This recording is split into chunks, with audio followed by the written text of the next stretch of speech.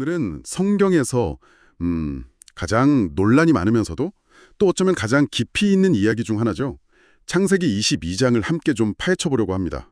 권혁철 목사님이 정리해 주신 자료를 바탕으로 아브라함이 아들 이삭을 바치려 했던 그 유명한 사건 속으로 한번 들어가 보겠습니다. 네, 정말 많은 분들이 궁금해하고 또 어려워하는 본문이죠. 사실 이 이야기를 딱 처음 접하면 뭐랄까 대부분 비슷한 반응을 보이시는 것 같아요. 아니 어떻게 사랑하는 아들을 제물로 바치라는 명령을 따를 수가 있지? 이거 너무 비상식적인 거 아니야? 뭐 이런 생각들요. 그렇죠. 표면적으로 보면 상당히 충격적이고 좀 불편하게 느껴질 수도 있습니다. 하지만 오늘 저희의 목표는요. 그 충격적인 표면 너머에 있는 것. 그러니까 이 이야기가 진짜 말하고자 하는 핵심. 이걸 좀 찾아보는 겁니다. 네, 죽음이나 어떤 잔인함에 초점을 맞추기보다는 다른 것에 집중해야겠죠. 맞습니다. 바로 아브라함의 믿음과 하나님의 신실하심. 이 두 가지가 어떻게 서로 만나고 또 어떻게 증명되는지를 살펴보는 거죠. 당신이 이미 잘 알고 있다고 생각했던 이 이야기에서 어쩌면 전혀 새로운 통찰을 발견하게 될지도 모릅니다. 자, 함께 탐구해 보시죠. 네, 좋습니다. 자, 이 이야기는 정말 강렬하게 시작합니다. 하나님께서 아브라함을 시험하시겠다 이렇게 말씀하시면서 그의 정말 사랑하는 외아들, 그 기적처럼 얻은 아들 이삭을 번제로 바쳐라 이렇게 명령하시죠. 와, 듣기만 해도 숨이 탁 막히는 그런 명령입니다. 맞습니다. 여기서 이제 시험이라는 단어가 아주 핵심적인데요. 우리가 보통 생각하는 그런 유혹, 템테이션이나 넘어뜨리려는 시험과는 결이 좀 다릅니다. 아, 그런가요? 네. 히브리어 원어 나사를 보면요. 이게 그런 부정적인 의미보다는 어떤 대상의 진짜 가치, 그 본질을 증명하고 또 공적으로 드러내는 그런 과정을 의미하거든요. 아, 증명하고 드러낸다. 그렇죠. 그러니까 하나님이 아브라함의 믿음을 정말 몰라서 이렇게 떠보신 게 아니라는 겁니다. 아브라함 안에 이미 존재하는 그 깊은 믿음, 그것을 실제 행동을 통해서 세상 앞에 그리고 어떻게 보면 아브라함 자신에게도 명확히 보여주고 또 확인시켜 주시려는 그런 의도가 있었다. 이렇게 해석하는 것이 훨씬 정확하다고 볼 수 있습니다. 아, 그렇군요. 그러니까 아브라함을 공경에 빠뜨리려는 게 아니라 이미 그 안에 있는 믿음을 공인한다 뭐 이런 느낌이네요. 네, 맞습니다. 그리고 동시에 하나님 당신께서 얼마나 약속에 신실하신 분인지 그것을 보여주시는 무대이기도 하고요. 아하, 훨씬 설득력 있게 들립니다. 그런데요, 그 다음에 이어지는 아브라함의 반응은 와, 정말 이제 경이롭다고 해야 할까요? 네, 그렇죠. 성경 기록을 보면 그는 정말 단 한마디의 질문이나 불평도 없이 그냥 다음날 아침 일찍 일어나서 모든 것을 준비하고 떠나거든요. 맞아요. 심지어 하나님이 처음 부르셨을 때의 반응도 그 유명한 내가 여기 있나이다 히내니 정말 즉각적인 응답이었죠. 아니 어떻게 이런 반응이 가능했을까요? 그 즉각적인 순종, 히네니라는 응답은요, 결코 하루아침에 그냥 툭 만들어진 게 아닙니다. 아브라함의 인생 전체를 좀 돌아볼 필요가 있어요. 아, 그 이전의 삶이 중요하군요. 네, 그는 이미 인간의 상식으로는 도저히 불가능한 상황, 그러니까 100세의 아들을 얻는 그 기적을 통해서 하나님의 능력을 직접 체험했잖아요. 네, 그랬죠. 바로 그때 그가 하나님의 이름을 영원하신 여호와, 엘 올람이라고 부르거든요. 이게 뭐냐면 시간과 공간을 초월해서 약속을 반드시 이루시는 분이다. 이런 고백인 거죠. 아, 엘 올람? 네. 이처럼 과거의 경험을 통해서 하나님의 신실하심, 즉 하나님은 약속을 반드시 지키시는 분이다라는 그 사실을 그의 존재 깊숙한 곳에 이미 새겼기 때문에 그래서 이번에도 이해할 수 없는 명령 앞에서 흔들리지 않고 그 믿음으로 반응할 수 있었던 겁니다. 아, 그러니까 과거에 하나님이 약속을 지키시는 것을 직접 경험했기에 이번에도 그럴 것이라는 믿음이 이미 있었다는 거군요. 그렇죠. 과거의 경험이 현재의 믿음을 단단하게 지탱해 준 거죠. 확실히 그냥 맹목적인 순종과는 좀 다르게 느껴집니다. 그 산으로 가는 길에 아브라함이 종들에게 남긴 말도 참 의미심장한 것 같아요. 네, 어떤 말이죠? 너희는 나귀와 함께 여기서 기다리라. 내가 아이와 함께 저기 가서 예배하고 우리가 너희에게로 돌아오리라. 여기서 내가 돌아온다고 하지 않고 우리, 즉 이삭과 함께 돌아오겠다 이렇게 복수형을 사용한 점이 눈에 확 띄더라고요. 이건 어떻게 해석해야 할까요? 아, 그거 정말 중요한 포인트입니다. 바로 그 우리라는 단어, 그게 아브라함 믿음의 핵심을 보여주는 아주 놀라운 단서예요. 네, 이건 그냥 단순히 그랬으면 좋겠다는 희망사항을 말한 게 아닙니다. 그가 이삭의 생還, 그러니까 살아서 돌아올 것을 확신했다는 강력한 증거로 해석됩니다. 확신이요? 네. 그 확신은 뭐랄까 두 가지 가능성을 다 내포하고 있는 거죠. 네. 하나는 하나님께서 이삭을 죽게 그냥 내버려두지 않으실 거다라는 믿음. 다른 하나는 혹시 이삭이 죽는다 하더라도 하나님께서 약속의 자녀인 그를 반드시 다시 살리실 것이다 라는 믿음입니다. 다시 살리신다는 믿음까지요? 네, 실제로 신약성경 히브리서 11장 19절이 이 부분을 아주 명확하게 해석해주고 있어요. 그가 하나님이 능히 이삭을 죽은 자 가운데서 다시 살리실 줄로 생각한지라 라고 기록되어 있거든요. 와. 그러니까 이건 부활신앙의 가장 원시적인 형태, 그 씨앗을 보여주는 장면이라고까지 말할 수 있습니다. 부활신앙의 원형이라니. 와, 창세기에서 그런 생각까지 읽어낼 수 있다는 게 정말 놀랍습니다. 근데 잠깐만요. 혹시 이건 너무 후대 신학, 그러니까 신약의 관점을 구약에 너무 강하게 투영해서 해석하는 건 아닐까요? 당시 아브라함이 정말 부활? 이라는 그 개념까지 생각했을까? 뭐 이런 의문도 좀 들 수 있을 것 같은데요. 네, 아주 좋은 질문입니다. 날카로운 지적이세요. 물론 아브라함 시대에 오늘날 우리가 가지고 있는 그런 정교한 부활 신앙이 있었을 리는 만무하죠. 그렇죠. 하지만 히브리서 저자는 아브라함의 그 우리라는 말, 그리고 그의 행동 전체를 통해서 볼 때 그가 이삭 없이는 하나님의 약속, 그 큰 민족을 이루냈다는 약속이 성취될 수 없다는 것을 분명히 알았다고 본 겁니다. 이삭이 있어야만 약속이 이루어지니까. 네, 따라서 하나님께서 어떤 방식으로든 그게 뭐 죽음에서의 구출이든 아니면 설령 죽음 이후의 회복이든 간에 어떤 방식으로든 이삭을 통해 약속을 이어가실 것이라는 절대적인 신뢰, 그것을 가졌다고 해석한 거죠. 그렇군요. 결과적으로는 이삭과 함께 돌아올 것이라는 그 믿음의 본질은 같다는 겁니다. 그 우리라는 단어에 담긴 그의 확신은 정말 부인할 수가 없어요. 그렇군요. 그 단어 하나에 담긴 무게가 정말 상당하네요. 자, 이제 이 이야기의 또 다른 중요한 인물이죠. 이삭에게로 시선을 한번 돌려보죠. 네, 이삭도 중요하죠. 산을 오르는 길에 이삭이 아버지에게 묻습니다. 아버지, 불과 나무는 다 있는데 번제에 쓸 어린 양은 어디 있나요? 아들로서는 너무나 당연한 질문인데 아버지의 마음은 정말 어땠을까요? 어려운 순간이죠. 이때 아브라함의 대답이 바로 그 유명한 구절이죠. 내 아들아, 번제할 어린 양은 하나님이 자기를 위하여 친히 준비하시리라. 여호와 이레입니다. 그리고 정말 놀랍게도 이삭은 그 뒤로 더 이상 묻지 않고 그냥 잠잠히 아버지를 따라서 제단으로 향하고 심지어 자기를 묶어서 눕히는 것까지 그냥 받아들입니다. 이삭의 그 순종은 정말 깊이 생각해볼 부분입니다. 학자들은 보통 당시 이삭의 나이를 청소년기 후반이나 아니면 청년기 정도로 추정하거든요. 그럼 힘이 꽤 있었겠네요? 그쵸. 육체적으로 보면 아버지를 충분히 뿌리치거나 저항할 수 있는 나이였다는 거죠. 그럼에도 불구하고 그가 그렇게 잠잠히 순종한 것은 아버지 아브라함이 평생에 걸쳐 보여준 그 하나님에 대한 신뢰가 아들에게도 아주 깊이 전수되었음을 보여주는 겁니다.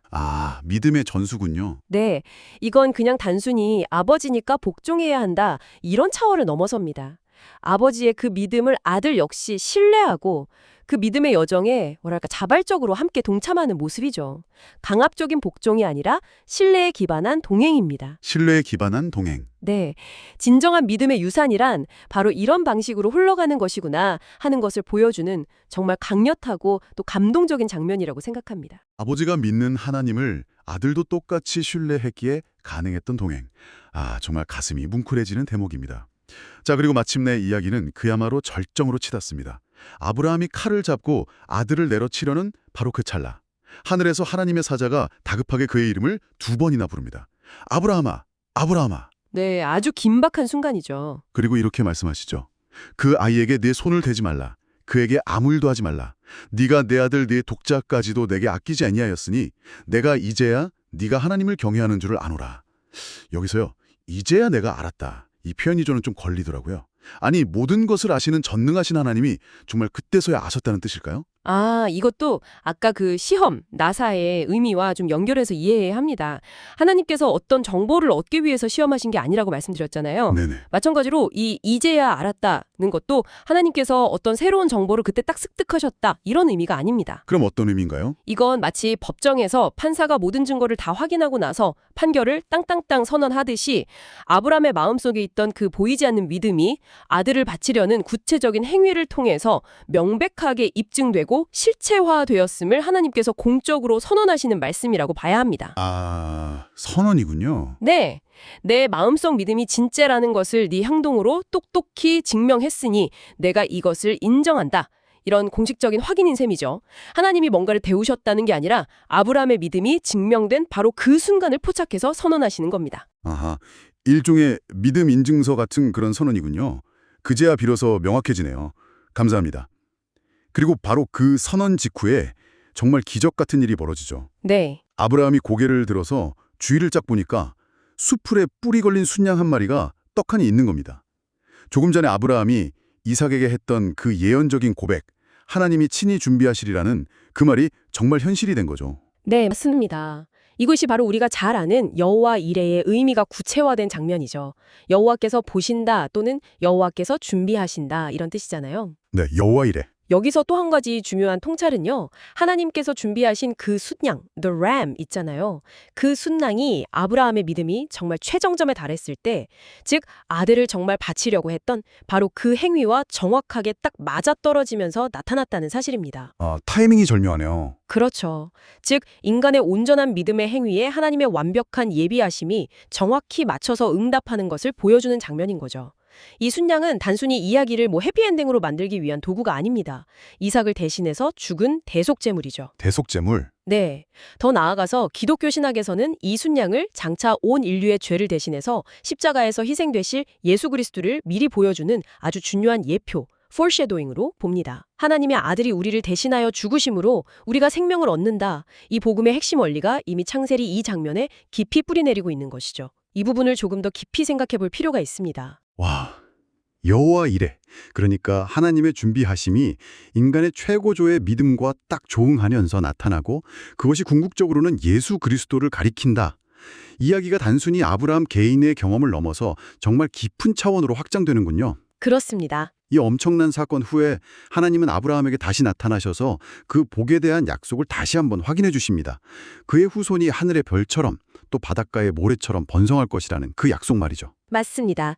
그런데 이번에 언약을 다시 확인하실 때는 이전과는 다른 아주 중요한 조건 혹은 이유가 덧붙여진다는 점을 주목해야 합니다. 아, 조건이요? 어떤 거죠? 하나님께서 이렇게 말씀하시거든요. 네가 이같이 행하여 내 아들 내 독자도 아끼지 아니하였으므로 내가 내게 큰 복을 주고 라고요. 아, 네가 이렇게 했기 때문에 라는 부분이군요. 네, 바로 그 부분입니다.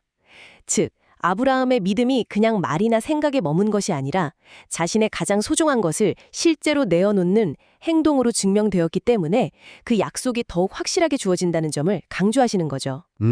이것은 우리의 믿음이 삶의 구체적인 순종과 행동으로 이어질 때 하나님과의 관계가 더욱 깊어지고 친밀해지며 또 그분의 약속 또한 우리 삶 속에서 더욱 실제적이고 풍성하게 경험된다는 아주 중요한 원리를 보여줍니다. 믿음이 행동으로 증명될 때 약속이 더 풍성해진다. 그렇다면 혹시 하나님의 복이나 약속이 우리의 행동 여하에 따라서 주어지기도 하고 안 주어지기도 하는 뭐랄까 일종의 조건부적인 성격이 강하다고 봐야 할까요? 아, 꼭 그렇다기보다는요. 조금 다른 각도에서 보는 것이 좋을 것 같습니다.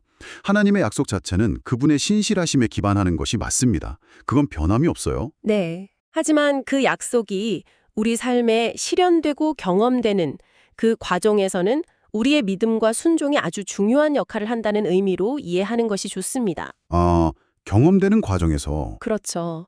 아브라함의 행동이 하나님의 약속을 얻어낸 것이라기보다는 그의 그 믿음의 행동이 하나님과의 관계를 정말 극적인 신뢰의 차원으로 끌어올렸고 그 깊어진 관계 안에서 하나님의 약속이 더욱 분명하고 풍성하게 확인되었다. 이렇게 보는 거죠. 관계의 깊이가 중요하군요. 네. 즉, 행동하는 믿음은 하나님과의 관계를 굉장히 역동적으로 만들고 그 약속을 그저 머리로 아는 것이 아니라 삶으로 체험하게 하는 통로가 된다는 겁니다. 관계의 깊이와 약속의 체험. 아, 중요한 연결고리네요. 자, 그렇다면 이 3000년도 더 된 오래된 이야기가 오늘을 사는 우리에게 던지는 질문은 과연 무엇일까요? 흔히들 당신의 이삭은 무엇입니까? 이렇게 묻곤 하는데 오늘은 조금 더 깊이 들어가 볼 필요가 있을 것 같습니다. 그렇죠. 그 내려놓음이라는 주제도 물론 중요합니다만 저는 조금 다른 관점, 그러니까 여호와 이레, 즉 하나님의 준비하심에 대한 신뢰라는 관점에서 한번 질문을 던져보고 싶습니다. 하나님의 준비하심에 대한 신뢰요? 네, 우리가 종종 우리 삶에 아주 중요한 영역들 있잖아요. 예를 들면 자녀의 미래라든지 내 직업, 건강 문제, 노후 대책 같은 것들이요. 이런 것들을 우리 스스로 완벽하게 통제하고 내가 다 책임지려고 엄청 애쓰지 않습니까? 아, 그렇죠. 늘 불안하니까요. 네. 마치 내가 모든 것을 다 준비해야만 안전할 것처럼 그렇게 생각하죠. 하지만 아브라함의 이야기는 정반대의 모습을 보여줍니다. 그가 자신의 힘으로 상황을 통제하려고 한 것이 아니라 도저히 이해할 수 없는 그 상황 속에서도 하나님의 신실하심과 또 그분의 준비하심을 끝까지 믿었을 때 하나님께서는 실제로 수양을 준비하심으로써 그 믿음에 응답하셨습니다. 어떻게 보면 아브라함은 자신의 믿음을 증명했고 하나님께서는 당신의 신실하심을 증명하신 거죠. 서로 증명한 셈입니다. 내가 통제하려는 노력 대신에 하나님의 준비하심을 신뢰하는 것, 말은 참 쉽지만 실제 우리 삶에서는 정말 어려운 도전인 것 같습니다. 결국 창세기 22장은 단순히 순종을 시험하는 그런 이야기가 아니라 한 인간의 증명된 믿음과 하나님의 증명된 신실하심이 만나는 아주 장엄한 드라마라고 정리할 수 있겠네요. 네, 정확합니다. 여기서 마지막으로 한 가지 더 생각해 볼 점을 당신께 던져드리고 싶습니다. 네, 어떤 점이죠? 만약 우리가 하나님께서 보고 계시고 또 친히 준비하신다, 여호와 이래 라는 이 사실을 정말로 깊이 인식하고 받아들인다면 우리 어깨를 늘 짓누르는 그 모든 것을 내가 다 책임져야 한다는 엄청난 부담감에서 얼마나 자유로워질 수 있을까요? 하나님의 그 예비하심에 대한 믿음이 오늘 당신이 안고 있는 미래에 대한 여러 가지 염려들, 또 모든 것을 통제하려는 그 욕구, 그리고 스스로 막 세우고 있는 그런 계획들에 과연 어떤 실제적인 변화를 가져올 수 있을지 한번 진지하게 숙고해 보시면 좋겠습니다. 하나님의 준비하심을 믿는 것이 나의 염려와 계획에 어떤 변화를 가져올 수 있을까? 정말 중요한 질문을 던져주셨네요. 오늘 저희와 함께 창세기 22장의 깊은 의미를 이렇게 탐구해 주셔서 정말 감사합니다. 이 이야기가 당신의 삶에 어떤 새로운 관점과 또 평안을 가져다 주기를 기대해 봅니다. 네, 저도 그랬으면 좋겠습니다. 다음 시간에 또 다른 흥미로운 주제로 찾아뵙겠습니다. 감사합니다. 감사합니다.